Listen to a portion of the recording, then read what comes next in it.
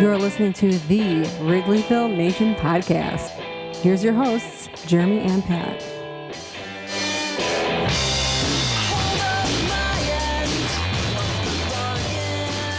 Hello and welcome to the Wrigleyville Nation podcast. This is episode 372 of the podcast. My name is Jeremy Deemer and I'll be your host. And I'm joined as always by my co-host. He's my cousin. He comes to us high atop Wrigleyville tonight. How's it going, Pat? It's going well, Jeremy. Thanks for asking. We've got a lot to talk about. We had breaking news right before the podcast started. We'll talk a little bit about trades. We'll talk about the week that was. We'll preview the week that will be.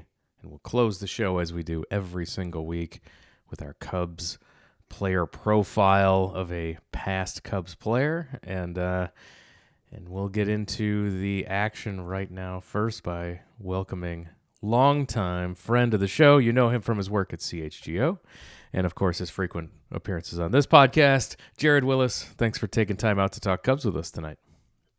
Thanks for having me. As always, fun to hop on and talk a little baseball.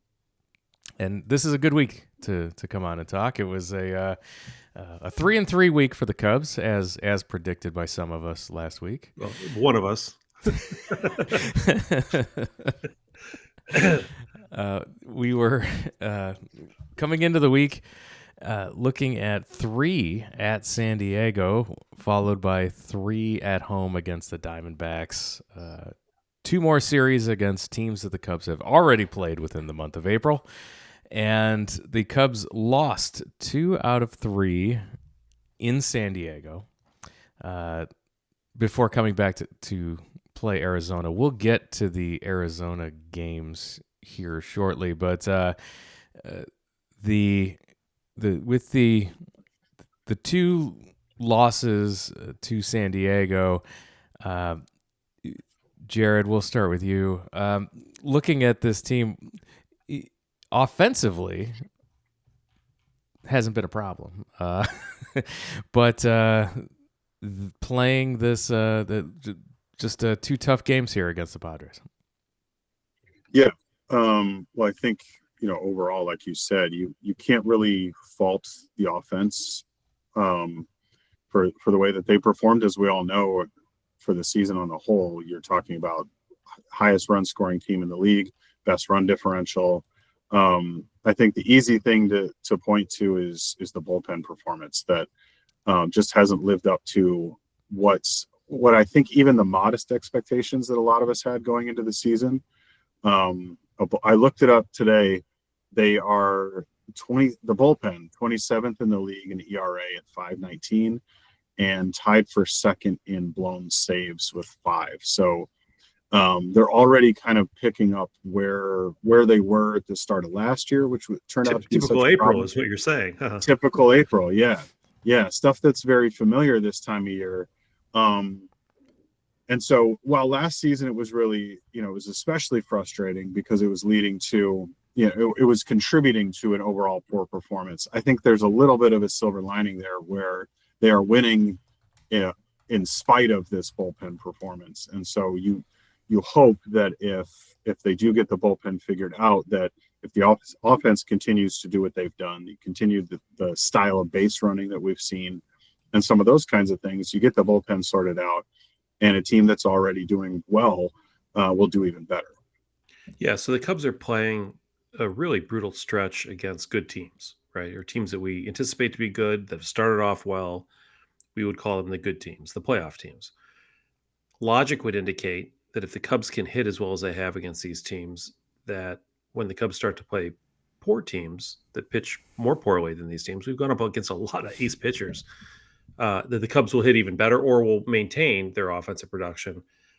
And then I guess would the theory be that the bullpen will do better against worse competition from other teams? I mean, that's part of it, I guess. That's the optimistic side of it. I think the realistic side is also when you look at the walks and you look at some of the other hard hit balls, you're like, well, yes, we are playing some tough teams, but there are days when the bullpen looks completely like overmatched, like everybody does, like really badly overmatched. We saw Eli Morgan get lit up and Jordan Wicks get lit up. And I mean, we had some really sort of meltdown performances this week, which is troubling, and I'm sure they are working on trying to figure out how they can get more help, or figure out how to work this.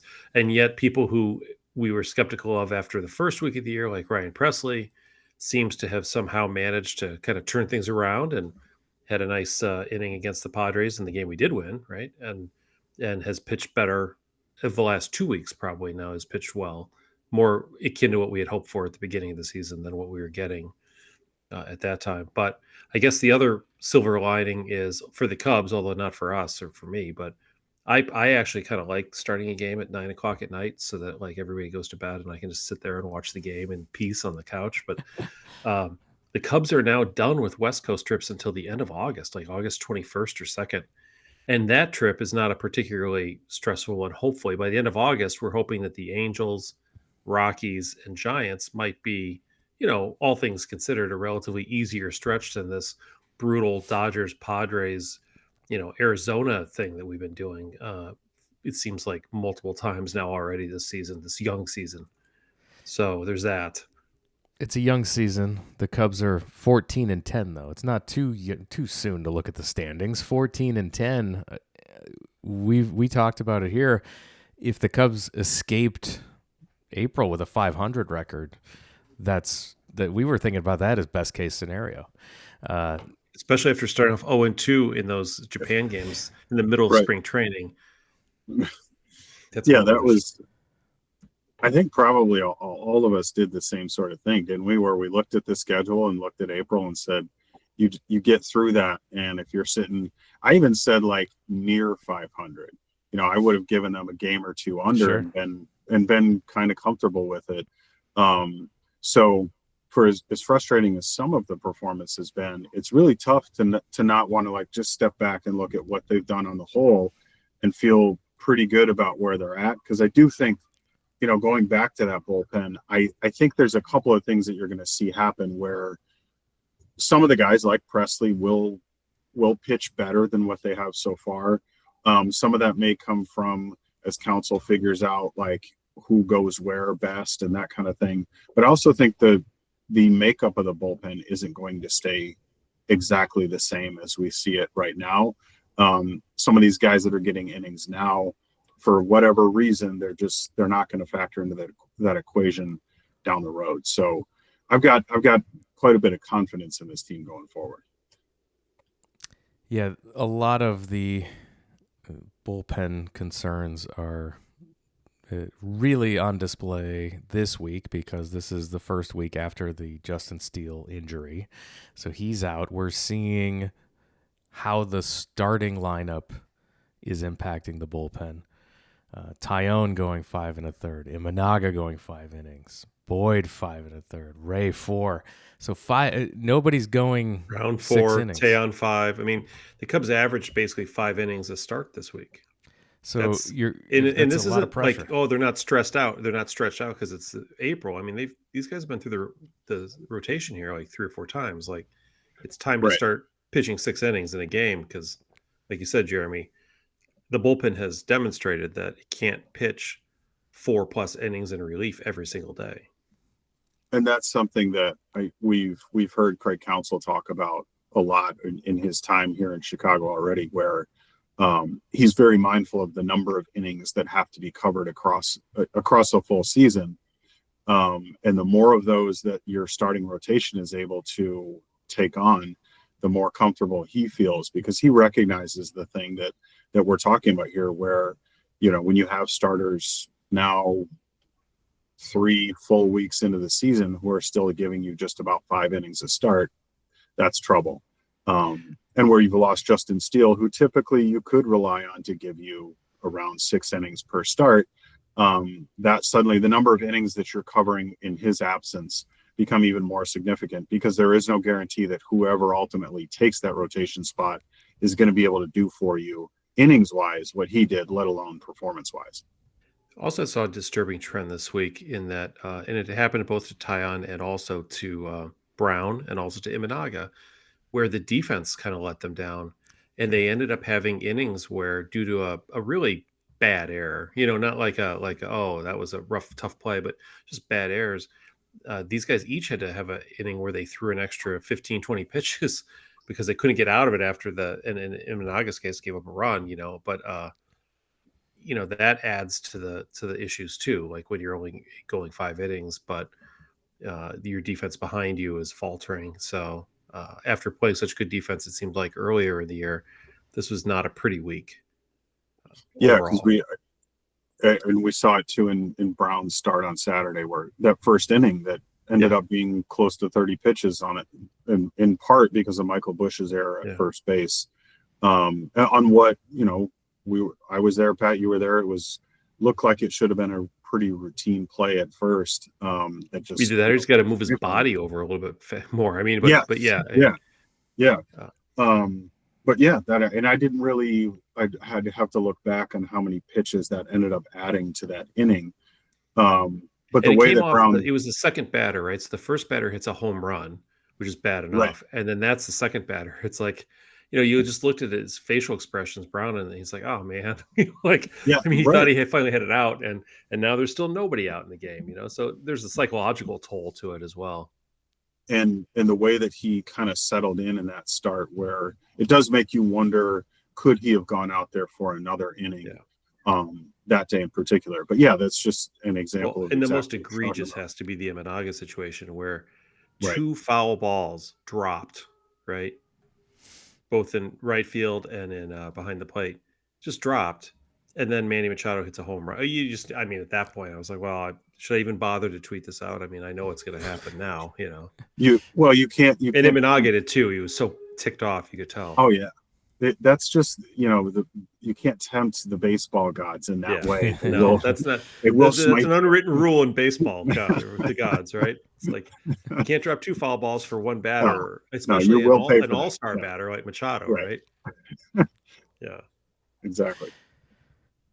Well, you guys mentioned Saturday. The Cubs came home for a weekend series against Arizona, where the story of the weekend was the Friday game, a game that I'd say, most of the game, going into, mid 7th inning. This is a 2-1 ball game. Yeah. And with the wind howling out, but good pitching. Good pitching, 2-1 game. And then I had the game up. I was at home working. I had the game up on my laptop next to me, and I'm watching it. And then the wheels fall off for Arizona. The Cubs hit a grand slam. They get 5 runs. The Cubs load the bases with Ian Happ, and I texted my dad. I'm like, I'll take a sac fly here, because it was like 3-1, right? It's an insurance run. It's the 7th inning. Give you that one insurance. It's the bottom of the 7th. Let's get an insurance run for the bullpen. And he hits what I thought was a sac fly that kept carrying because the wind was blowing out. And when it goes in the stands, I'm like, well, we just won the game, right? It's 6-1 now. And then the 8th inning happened, and Eugenio Suarez. The Cubs should literally have signed this guy just to bench him, to not play against us. AAA with everybody else who hits really well. I mean, just get rid of him.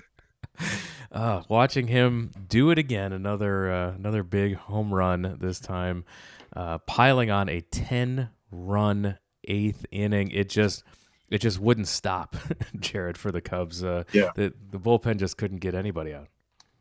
I felt like I was watching like early season 10U baseball, where those innings that just it won't end, and even when it doesn't matter which way it's going, you're kind of like, this just needs to be over. This needs to stop. And when Suarez is the guy hitting the home run, you look at what else he's done at the plate this season. He's in pretty rough shape. Batting wise, except for the Cubs. Except for the Cubs. So that was one where I was listening on the radio. I hear the Ian Happ grand slam, and had that feeling of like, all right, here we go. They've got the series opener. It's a good start, and then was just kind of like casually tracking the eighth inning until things really started to pick up for Arizona. And it was just like, this is utterly spiraled out of control. And then I did sort of the reverse where I thought, well, okay, I'm sorry, but you don't come back from giving up 10 runs in an inning, especially this late in the game. You can probably call this one. And then of course that's not how it ended. I feel like what exacerbated the situation too was that, again, Colin Ray. Now I'll give a little bit of slack for, because he wasn't stretched out, because he's only started 2 games now since the Steele injury, so he's still working back into shape. So because he can only go 4 innings or whatever, the Cubs had to use, in order to just get to the 8th inning, they'd already used like Thielbar, they'd used Merriweather, they'd used Keller, so they'd used much of their bullpen before they even got to the 8th, because it was a tight game and they couldn't afford to give up runs in it. And that's when Wicks came in, and you were hoping, okay, well, let's see what he can do. Welcome back to Wrigley. And yeah, as you pointed out, Jeremy, the Suarez home run, but then it just didn't end. It's like a walk and a base hit and a double and a single. It's like, come on. And then another home run, yeah, that was a rough inning. Jordan Wicks, Wicks got nobody out, gave up 3 earned runs. Yeah. No, the Cubs, blew through, and then when, so I get it with a 6-2 lead.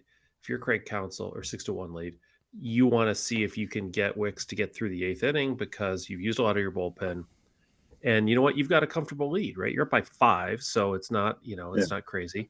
And then when he gets into trouble, he gives up the 3 runs, and you go straight to your basically your ace setup man, Porter Hodge, who's been good this year, who you feel like you can count on for these situations. But not in this situation, apparently. No. He had his worst game as a Cub. He gives up the grand slam and a bunch of other hits.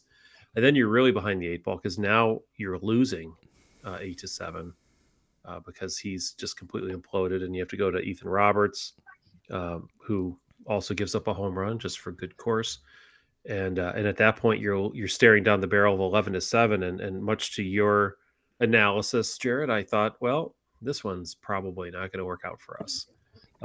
But then I remembered that the Cubs had basically, both their MVP candidates. The modern version of Lou Gehrig and Babe Ruth, right? Exactly. Yes. Which helps. But let's not forget that Horner got hit by a pitch, and then PCA drew a walk. Thank you very much, PCA, for doing that. To set the table, so that set up the first home run by Kelly to claw back. And once it was 11-10. Still with nobody out in the bottom of the 8th, I'm like, it just, what if, and then when Happ gets a single, and it's like, and Tucker comes up to the plate, that to me was the Sammy Sosa moment, right? That's like where in the old days, when I was at every Friday bleacher game, when Sosa would come up back in the 90s and early 2000s in those exact situations, you just knew, like, you were not going to the bathroom. You were focused exclusively on the game, because this was his time.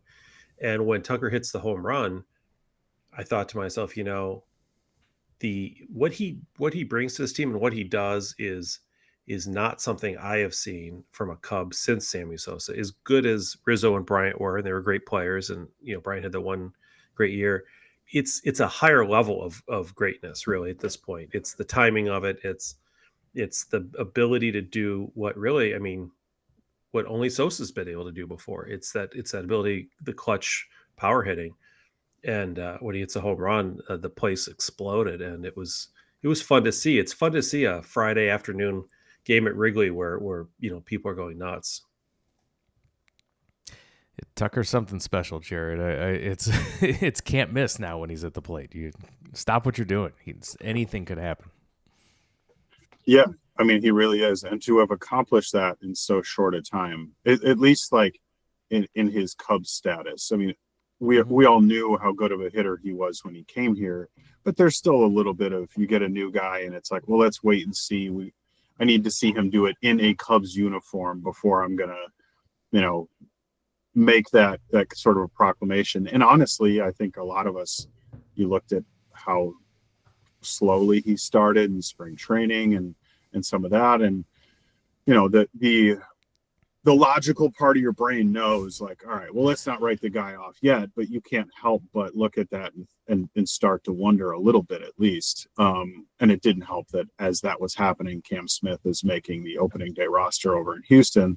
But it's it's Kyle Tucker, like, quietly one of the the best hitters in baseball that nobody really seems to notice.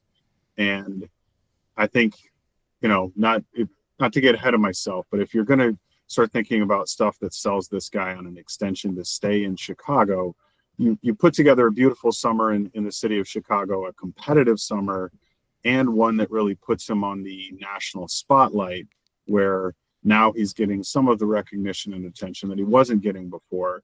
Who knows? Now that's going to drive his price up at the same time, but it's all part of the appeal. Sure. There's a little Derek Lee 05 feel to it too. I guess that would be the one post Sosa kind of, if you want to do that kind of comparison. But I'm with you. I think the Cubs would re-sign Tucker if they had the opportunity to do so. I really do. They're not, they see what you see, right? And we know, like, having a star player, there's something about that is different, and that makes everybody in the lineup better, makes the fans more engaged, especially an everyday player, because people know that they can go to the game every time, get tickets and go see him. A lot of teams are going to want to give him money. So it's just going to be a question of, or at least several teams will want to give money. It's the same, usual characters. And we can talk a little bit more about that and about just this disparity in financial inequity among teams right now. But there are going to be other suitors for him if he makes it to free agency. So if the Cubs can sell him on how much fun it is here, and I think Friday was a good time to do that, and he and his wife are like, hey, we might want to live here, and maybe take him house shopping in the Southport corridor and say, hey, you can walk to work, dude, and get a bagel on your way at Steingold's and come on over and go to the games. There's something about that. And we've seen it before. We saw it in the 2015-16 period, with Lester and Zobrist and those guys, and Javi, and, living in the neighborhood and kind of coming to the games. It's fun, and that's the kind of enthusiasm that I hope, we can see. I hope it is a successful season, and that he views this as a magical place. Because remember, he's only played in Houston. Well, I mean, it's a baseball town, and they have been good in the past, I suppose, but sort of not above board.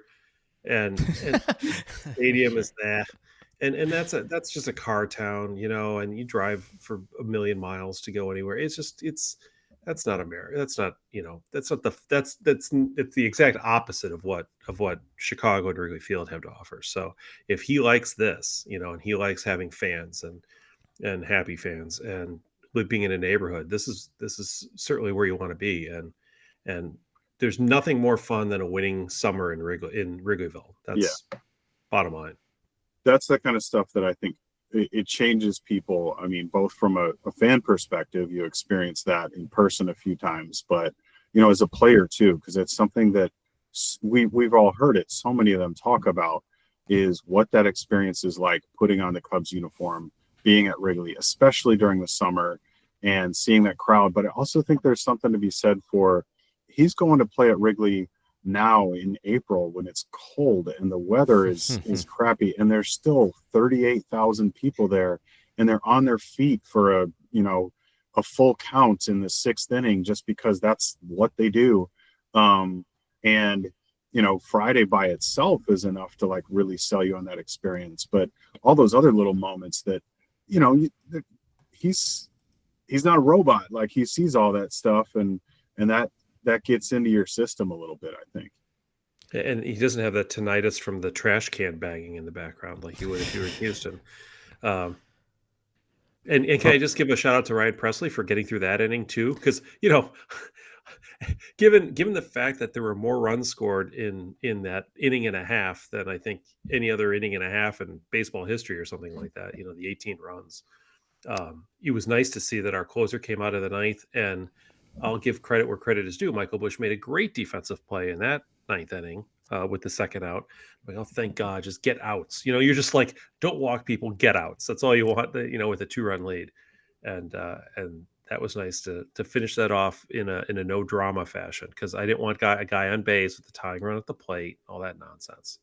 And an interesting note there, Presley did not get the save. He actually gets the win. Yes, because no one was effective enough. Roberts was not effective enough to get the win, so the official scorer gave Presley the win instead of the save. Roberts only gave up 1 2-run home run. I mean, come on. Among other pitchers from that inning, he was quite effective for both sides. Compared to the rest of those guys, Yeah. he actually looked pretty good. Yeah. Yeah, so from the bottom of the 7th through through the bottom of the 8th, 21 runs were scored. Just unbelievable. That was it tied. I'm sure you guys saw it, but it tied the Cubs record from 1893.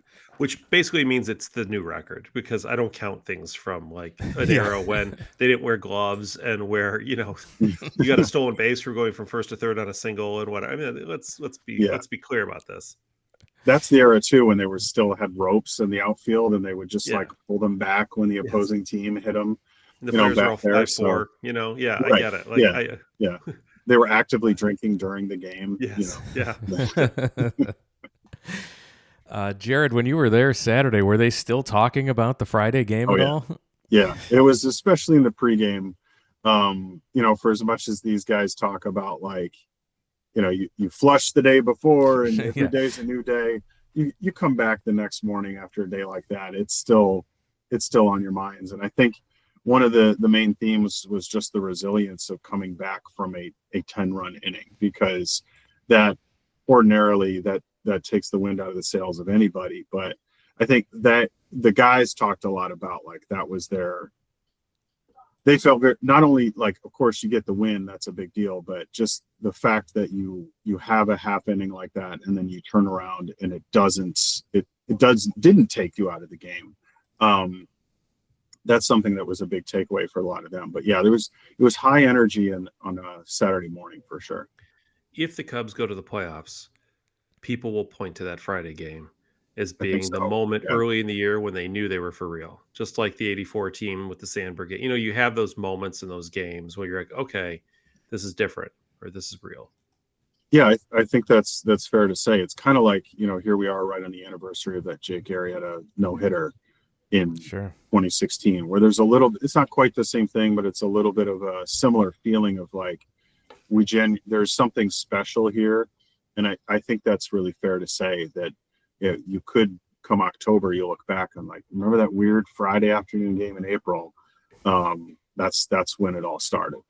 And if they don't, then 20 years from now, when we do our 20-year anniversary special, Jeremy, of the podcast on the 2025 team in 2045, I'll bring it up and people will be like, oh, that happened? That's crazy. And it's like, yeah, you probably don't remember, or you weren't born. So it'll go one of two ways. So the Cubs have a 17.6% chance of winning the World Series as of right now, Pat, according to Baseball Reference. Yeah. Highest of any team in baseball. So we'll remember this weekend. We'll remember this Friday. Cubs, like we mentioned, take 2 of 3. The only loss was in extra innings. So also frustrating yesterday to not be able to. Horner had a bad error. The Cubs didn't score in the 11th when they could have, and that was just a frustrating game all along. And it kind of underscores the point that at 14-10, at least 4 of those losses feel like they should have been wins. And of the 14 wins, how many actually feel like, oh, well, we didn't deserve that win? I mean, even the Friday game, we had a 5-run lead in the 8th inning. So it's not, I don't count that as being a game that we didn't deserve to win, by any stretch.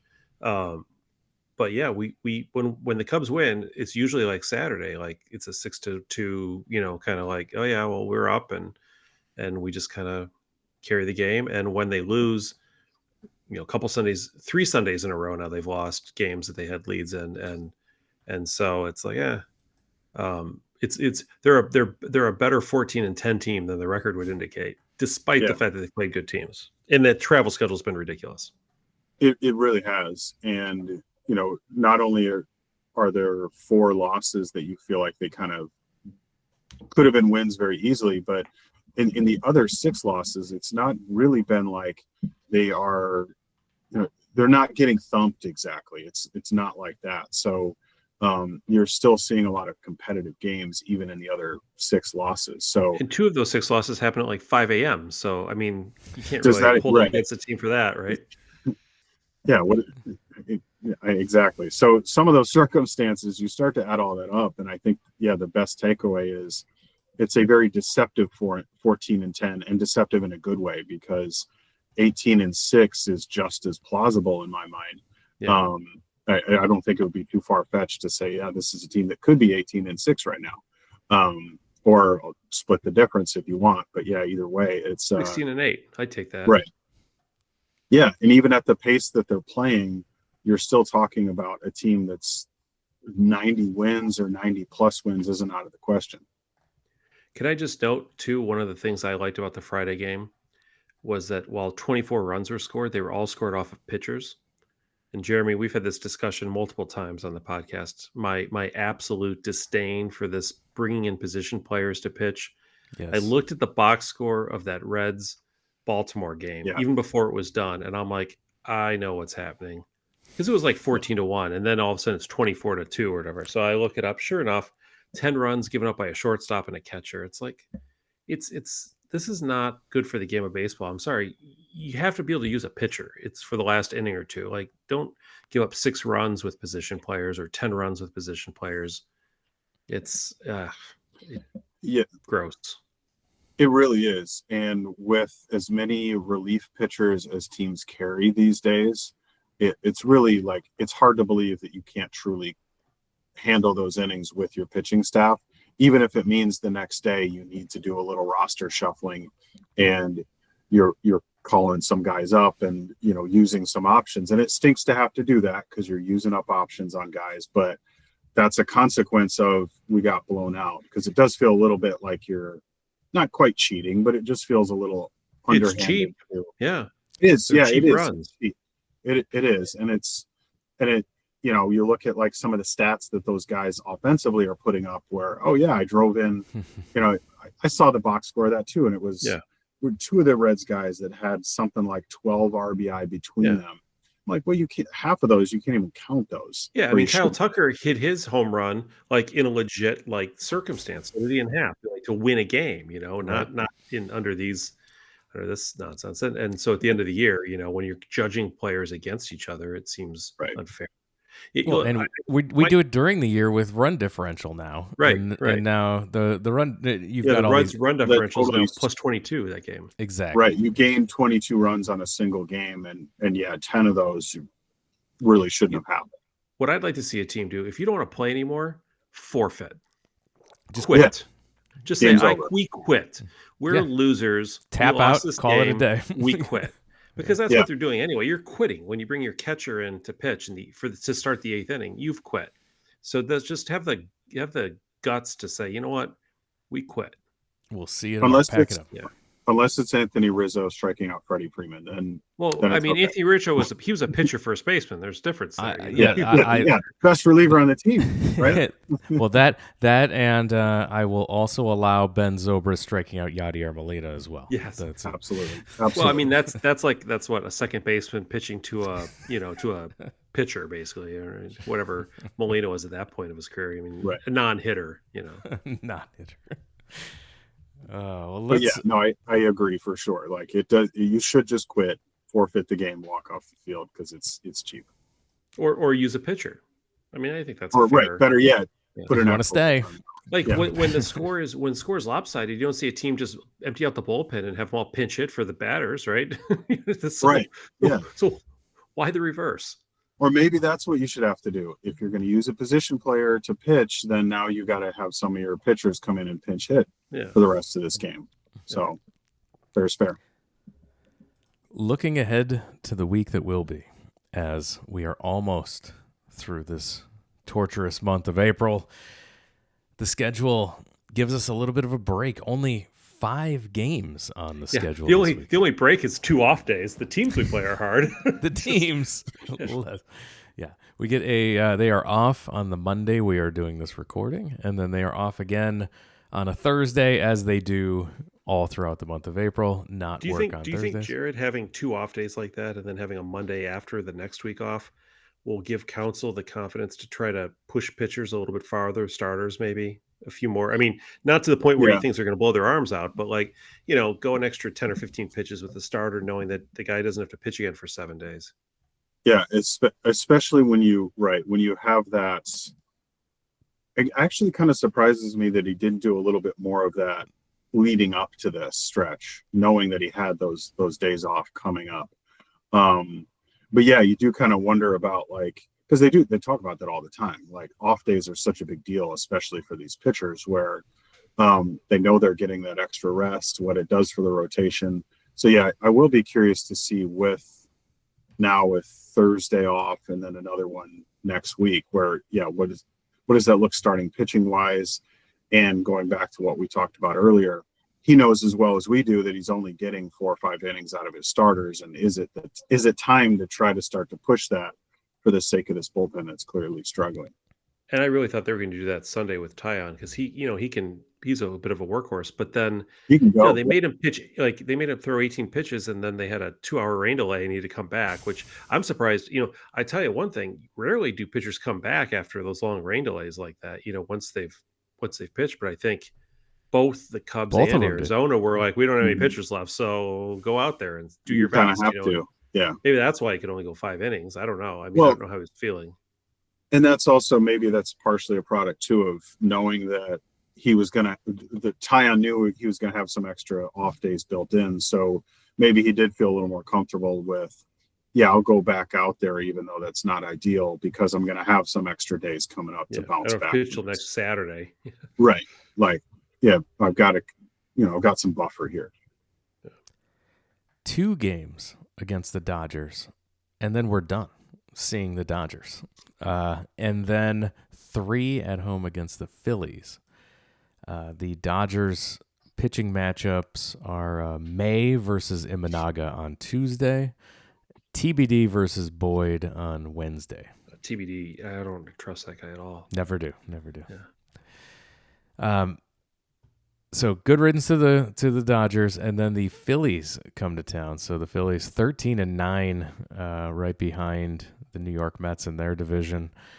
Similar to how the Dodgers are 16-7, right behind the 16-6 Padres as well. So 2 teams that could be right at the top of their division to close out April before the Cubs then go on the road to Pittsburgh to play 3 in Pittsburgh, 3 in Milwaukee as we head into May, and the division games finally start for the Cubs. Your thoughts, Jared, on the seeing the Dodgers for the final time and then the Phillies coming to town? I think that looking at those 5 games, I feel pretty comfortable saying this will be a 3-2 week at home. I think you can pick up 1 from the Dodgers in those 2, and then I'm good with 2 out of 3 against Philadelphia, in part just because these are home games for the Cubs, and I think I expect to see kind of an evenly matched series this coming weekend. But I think 3-2 I feel pretty good about. Some of that might depend on who the Dodgers starting pitcher turns out to be on Wednesday. But honestly, I think with Imanaga in that first game, that's the one I like them to take for sure. And so, put me down for 3-2. I'm afraid they might trade for Skubal or somebody in the interim, and then given it's the Dodgers, I would think 3-2 would be a reasonable analysis. Although if you look at who the Cubs starters are this week, and you're like, how much can you count on these guys to keep pitching well? I mean, you'd almost say 2-3. But Aaron Nola's really been struggling for the Phillies. You always have to look at the other side of the coin too. Although he'll probably have a great game against us, of course. But you don't know who's pitching. Let's see, Walker, Luzardo. Yeah, that's a tough one. I feel like 3-2 is nice at home. I would be more than happy to do that. I think 2-3 is also a real possibility, but as long as they don't, just completely get blown out this week, I think we can, as Jeremy pointed out, go into this this new month with some, with headwinds as opposed to tailwinds. Yeah, I think we'll make it unanimous at a 3-2 week, and let's get to the final piece of news, and then we'll let Jared get out of here, and we will close the show out. But let's talk about Cubs made a pickup here right before we went on the podcast. Drew Pomeranz from the Mariners has been acquired by the Cubs. 36 years old, minor leaguer, has not been able to get back. Jared, he did pitch in the majors 4 years ago. So 4 years ago, yeah. Another reclamation project. Not what I was hoping to see when I heard the Cubs made a trade. Yeah, this is about as heavy on the reclamation as you can get. They obviously think they see a little bit of something. They didn't have to give up anything for him. They didn't even, the report from the team today was it's cash considerations. So you're not losing anybody out of your organization. It's a pretty easy one, I think, in my opinion, just to say yeah, we can absolutely take a flyer on this guy. We're not even using a major league. He's not even a 26-man guy yet. He's reporting to Iowa.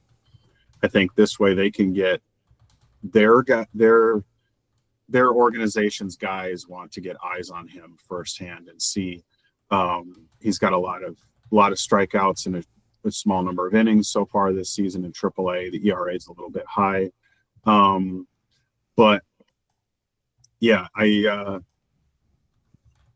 think it's the kind of move you make, to go full circle of what we talked about both with the bullpen, where you take a flyer on somebody like this. And if he works out, and even if it's not a full season, if he can come up and help you in a few spots during the course of the summer, then great. Because again, it didn't really cost you much of anything.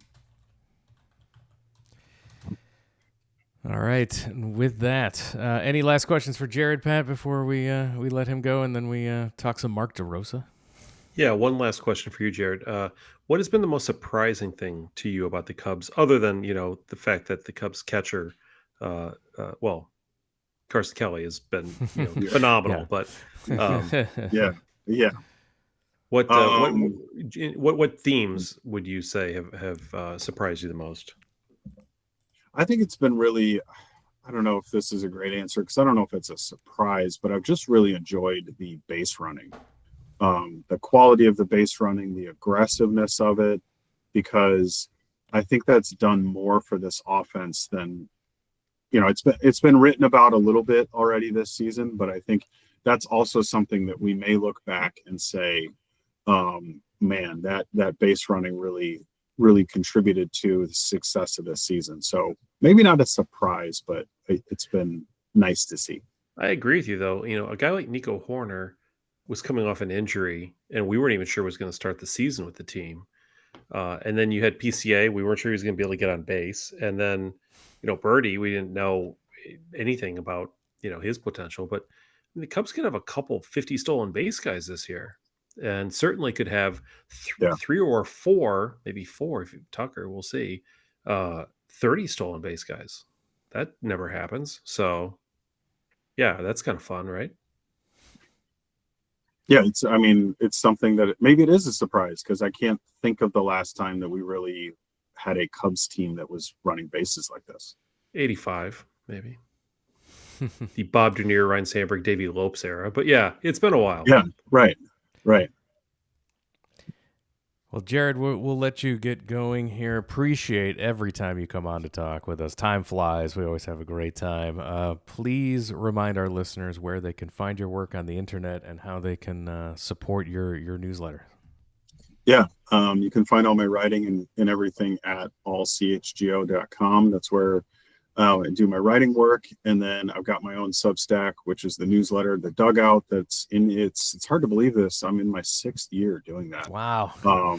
Yeah, wouldn't have guessed that, but yeah, started it. I think it was August of 2019. So, but that, yeah, it's called The Dugout. You can find it on Substack. I'm pretty sure if you just search my name in The Dugout, it'll pop up right away. So, come check it out. I always appreciate new people coming along. And now you got audio and video content there Yeah, as trying well. some new stuff there. Yeah, we'll see how it goes. Excellent. Jared, thanks a lot. I appreciate it. And we'll talk to you again soon. Yeah, thanks very much. Thanks, guys. We close the show as we do every single week, where we profile a Cub from the past. Last week, our guest requested that we profile Mark DeRosa. Great choice.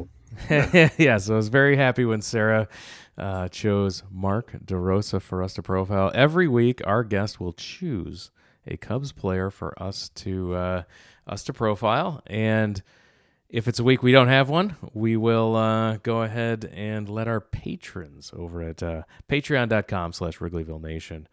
We'll let them choose who our person is this week. So this week it is Mark DeRosa. Pat, did you have a DeRosa jersey? I did not. I feel like you would have. I don't know. Like, it seems like I something would you would have have had. Yeah. Definitely would have.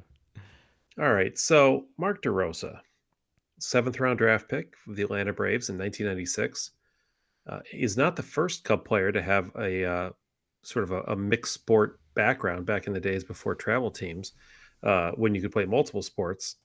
He grew up playing football and baseball, and in fact was quite a good football player. He was offered a football scholarship, both at William and Mary and also at Rutgers, future Big Ten school. Ended up going to Penn, Ivy League, and much like a Doug Glanville did, I believe. And he goes to Penn, and not only is he a good quarterback for Penn, but I think takes him to the league championship and was like the leading passer in the league. So he was like a standout quarterback in the Ivy League, and then decides to go into baseball. I think probably better at baseball than football, and signs with the Braves, where he played for 7 years, some decent seasons, but he was a backup a lot of the time. The Braves were pretty good back then. They had Rafael Furcal and other guys, taking up space in the middle infield. So DeRosa played there, got some opportunities, eventually goes to Texas, played there for a couple of years. And then the Cubs signed him as a free agent at the age of 32. Wasn't a spring chicken when the Cubs got him, going into the 2007 season. Cubs signed him to a 3-year, $13 million deal. Not that bad, right? That's 3 and 13. So a little over 4 a year on average. And he became the Cubs' regular second baseman in 2007. Filled the need on that team. He certainly did. And remember, the Cubs had a good infield back then too. Remember that they had Derek Lee at first, and they had Aramis Ramirez at third base. That was a good Cubs team. They had Soriano in the outfield. I mean, the Cubs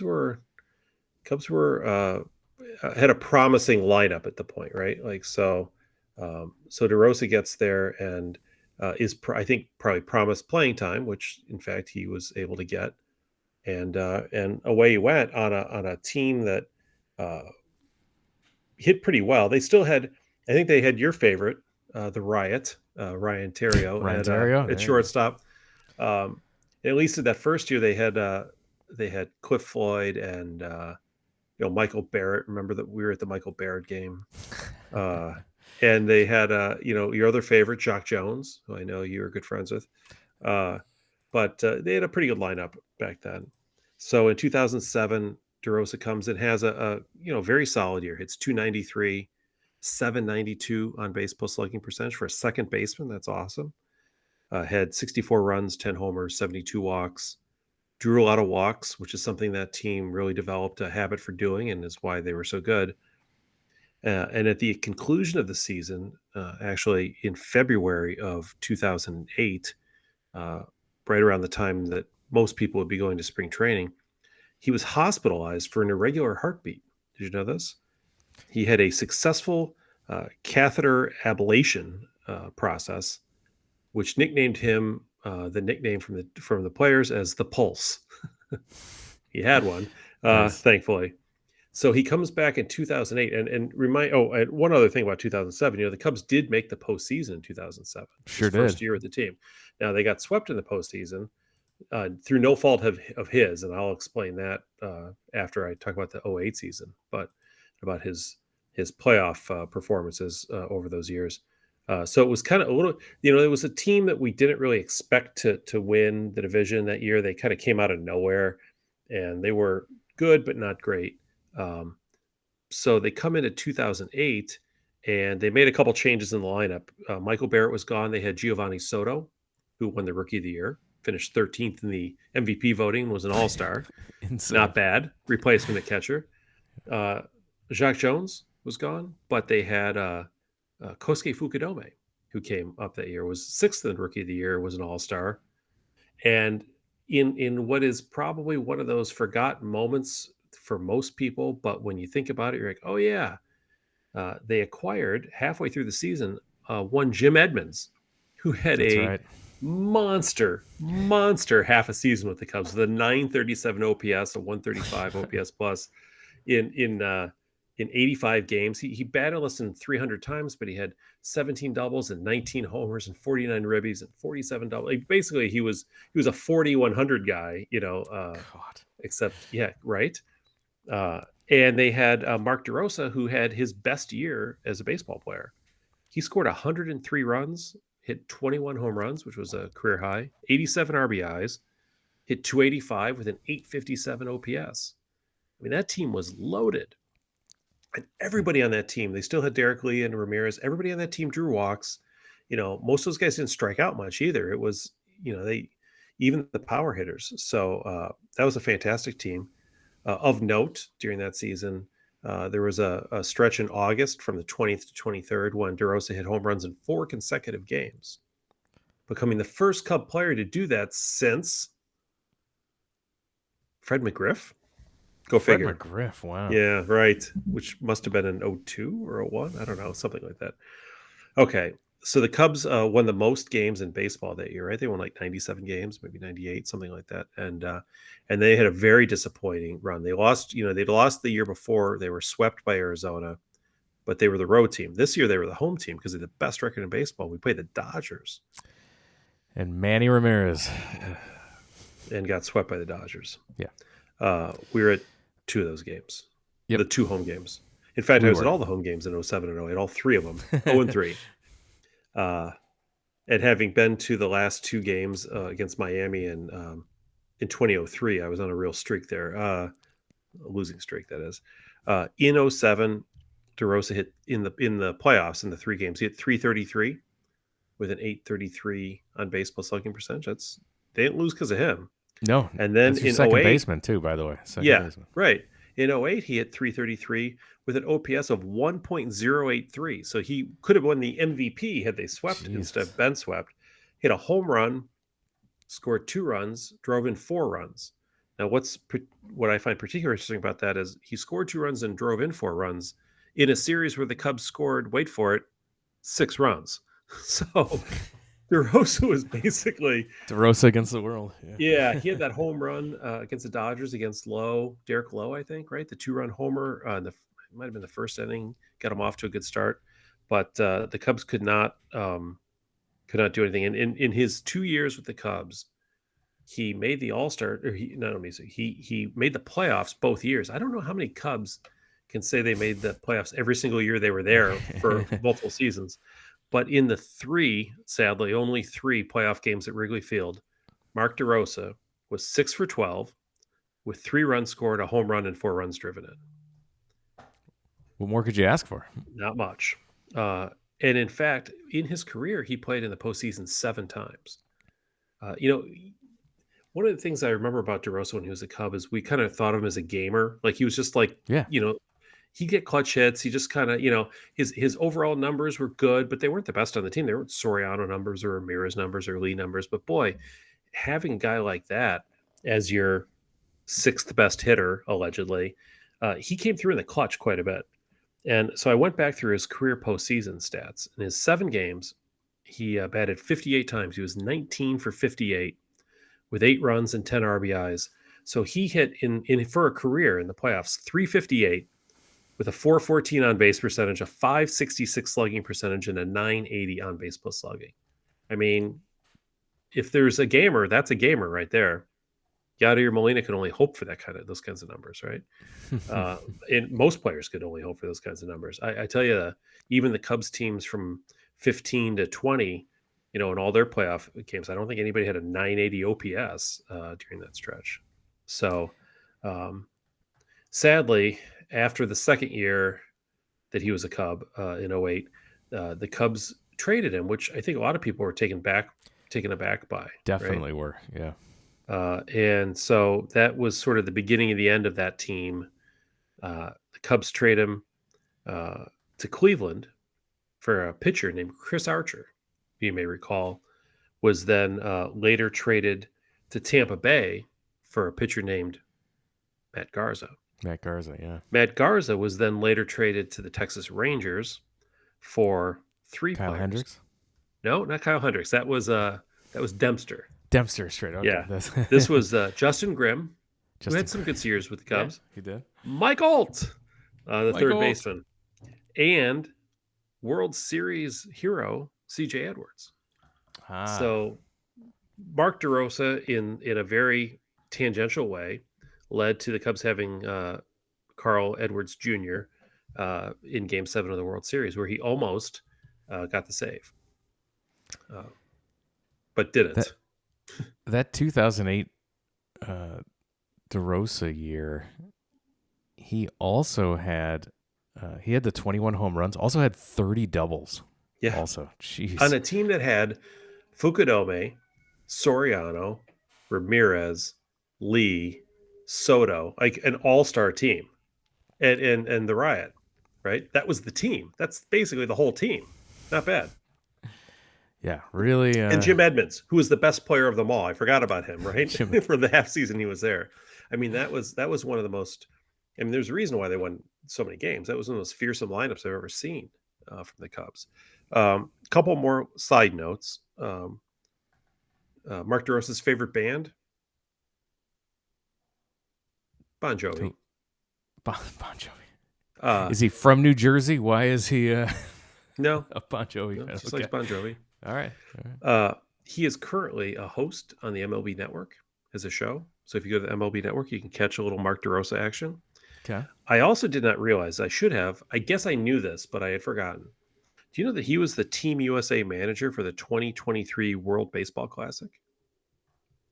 I think I did know that. Yeah, now that right? you mention it, it's one of those things I forgot. Thinking, But yeah, he has now been named the coach for the 2026 World Baseball Classic. So let's pay close attention to that one, because we'll have Mark DeRosa is the manager of that one too. So that is Mark DeRosa.